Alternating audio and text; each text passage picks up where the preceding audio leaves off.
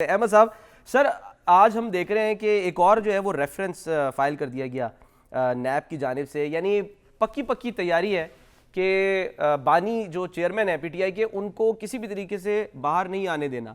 Level playing field आपके लिए इस वक्त जो ज़्यादा बड़ा महाज है सर, वो आपको क्या लगता है कि वो अदालती महाज है या वो ये जो सियासी महाज है, इसमें आपको चैलेंजेस इस वक्त ज़्यादा है? देखिए, लेवल प्लेइंग फील्ड जो है ना, ये तो बेसिकली तो ये काम था इलेक्शन कमीशन ऑफ पाकिस्तान का। सही। और केयर टेकर सेटअप जो है, जब सारे मुल्क में जब लगाया गया इलेक्शन के लिए, तो उसने फैसिलिटेट करना है इलेक्शन कमीशन के इस काम का, फैसिलिटेट करना है कि यहाँ पे फ्री फेयर और ट्रांसपेरेंट इलेक्शन जो हैं वो कराए जाएं। और वो पॉसिबल नहीं है जब तक कि आप लेवल प्लेइंग फील्ड जो है प्रोवाइड नहीं करते, इक्वल अपॉर्चुनिटी तमाम पॉलिटिकल पार्टीज को प्रोवाइड ना करें।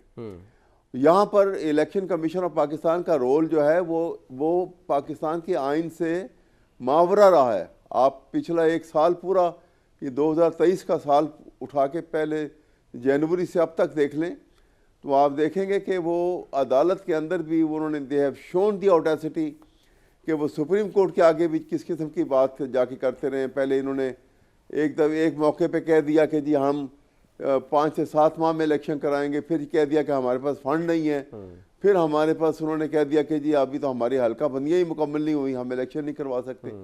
तो ये स्टांस चेंज करके वो डिले करते रहे हैं सिर्फ किसी एक पार्टी को फैसिलिटेट करने के लिए, और सुप्रीम कोर्ट के को उन्होंने बेअसर किया हुआ था।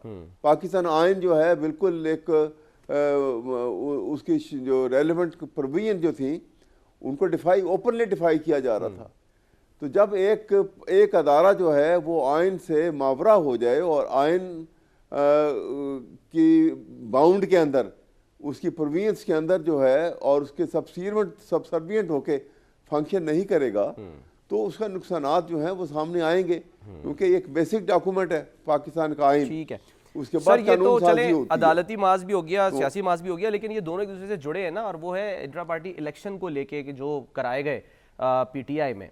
आपको कितनी उम्मीदें वाबस्ता हैं? जो बैरिस्टर अली जफर साहब जो है वो इसको रिप्रेजेंट कर रहे हैं, उन्होंने कुछ शिकवे भी किए, उन्होंने कहा है कि जी वो पता नहीं कितने, शायद 40 सवाल पूछे गए हैं, वो हमसे ही पूछ रहे हैं सवाल, किसी और से नहीं पूछ रहे हैं। तो आपको क्या लग रहा है, टारगेट किया जा रहा है, जानबूझ के टारगेट किया जा रहा है, या नहीं ये एसओपी है कि ये हर एक से इसी तरह के सवाल होते हैं? मियाँ साहब से भी ये सवाल किए गए होंगे, इनकी जमात से भी, और अगर कोई इनके यानी कि इलेक्शन के खिलाफ अगर कभी कोई पिटीशन लेकर गया हो या उस पर दरख्वास्त दी हो, और चाहे वो पीपल्स पार्टी क्यों ना हो।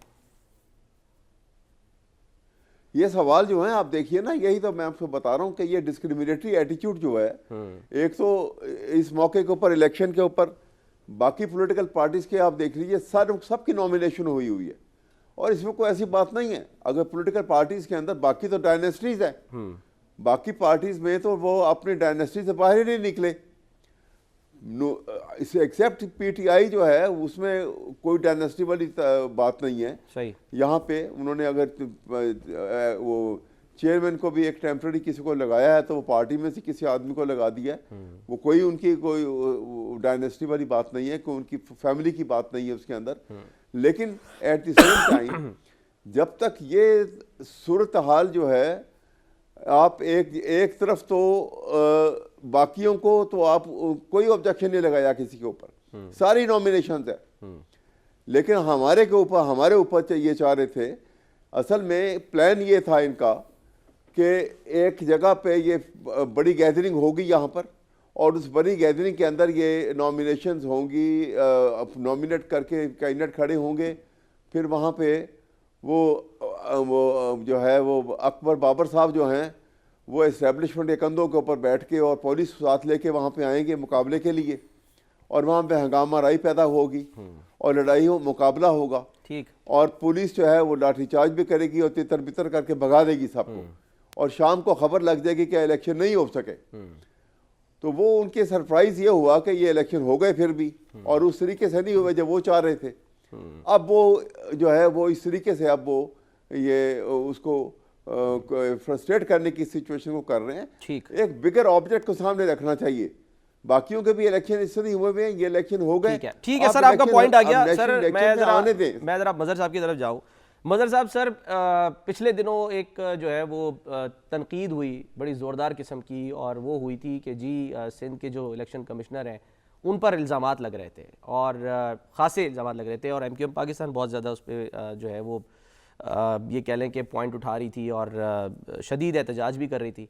सर उसको एड्रेस किया गया, ठीक है ना, ठीक है कि वो बलूचिस्तान से ला के वो उन्होंने इधर कर दिया और यहाँ वालों को बलूचिस्तान भेज दिया। अगर मैं गलत हूँ सर मुझे क्रेडिट कर दीजिएगा। और अब ये भी खबर आई कि जी निगरान वज़ीर आज़म काकड़ साहब की जो मुशीर बराए एस्टैब्लिशमेंट अहद चीमा है उनको भी ओहदे से हटाने का हुक्म दे दिया गया। तो सर इक़दामात किए तो जा रहे हैं, यानी एड्रेस किया जा रहा है, ऐसा तो नहीं है कि बिल्कुल ही जो यानी कि पॉइंट्स उठाए जा रहे हैं या तनकीद की जा रही है उसको ऐसा तो नहीं कि इग्नोर किया जा रहा है, सुना तो जा रहा है ना। अच्छा, मेरा दिल तो चाह रहा था, लेकिन क्योंकि आपका टॉपिक ये नहीं है कि जावेद लतीफ़ साहब हमारे बहुत अच्छे दोस्त हैं, उनसे कभी खुलकर, जब अगर वो कराची आए तो उनसे खुलकर बात की जाए कि कराची में मुस्लिम लीग नून ने किया क्या है, और कराची छोड़ दें ओवरऑल सिंध में यही बात मैं तहरीक इंसाफ के दोस्तों से कहता हूँ कि तहरीक इंसाफ ने क्या कभी भी सिंध में पीपल्स पार्टी को चैलेंज किया है? जाके नहीं किया, इन दोनों जमातों ने नहीं किया चैलेंज पीपल्स पार्टी को। और जो जिन ऑपरेशंस की बात कह रहे हैं, इन ऑपरेशंस पे भी कभी बात कर लेंगे कि इन ऑपरेशंस में क्या कुछ नहीं हुआ। जो पिछला ऑपरेशन चैलेंज कभी नहीं किया, या आप ये कह रहे हैं कि कोशिश भी कभी नहीं की चैलेंज करने की पीटीआई ने? नहीं, मैं वही बात कह रहा हूँ कि आप देखें कि 98 में जब गवर्नर राज लगाया, जिस मुकदमे की बुनियाद पे गवर्नर राज लगाया, उस मुकदमे में जिस आदमी को पकड़ा गया था उससे सुप्रीम और उस वक्त के DIG कराची ने, मियाँ साहब को तो ज़ाहिर है DIG कराची बेचारा क्या अप्रोच करता, लेकिन उसने उस वक्त के IG को जो राना मकबूल मरहूम थे उनको भी, और उस वक्त के जो DG ISI थे ज़ियाउद्दीन भट्ट साहब, उनसे भी ये कहा था कि आपने जिस लड़के को पकड़ा है वो लड़का इस केस में मुलव्विस नहीं है। और अल्टीमेटली क्या हुआ? आपने अपनी हुकूमत ख़त्म कर दी, आपने गवर्नर राज लगा दिया, आपने मिलिट्री कोर्ट कायम कर दिया। हुआ क्या? वो लड़का सुप्रीम कोर्ट से बरी हो गया। आज मुझे बताएं, ये सवाल मैं किससे करूं कि हकीम सईद को किसने मारा है? 2013 का ऑपरेशन उठा लें, 2013 का ऑपरेशन 2011 के कराची बदअमनी केस का फॉलो अप था।